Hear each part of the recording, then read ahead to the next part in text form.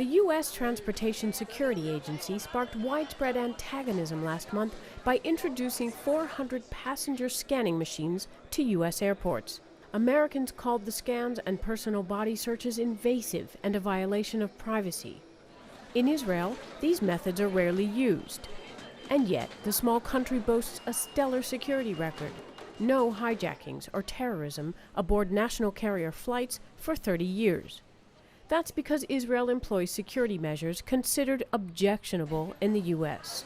Personal screening and profiling are used to filter suspicious passengers. Trained security personnel approach each traveler in queue, asking questions to determine a risk factor. What is this checking? Try to analyze you. Try to find whether you are a person that might be dangerous to the airplane, okay? So on one hand, they're checking your bags and your handbags. On the other, they're looking at you, trying to check and see if a potential risk to the flight. High-tech devices like this remote-controlled rover roam the airport periphery looking for suspicious people and planted objects. It can detonate a threat via this sophisticated command center. The weakest link in any security system is the human factor. A robot doesn't get tired or hungry or angry with his boss, and he's always obedient. Advanced fingerprint biometric scanners add a further security column, and in the near future, retina detection will be operational.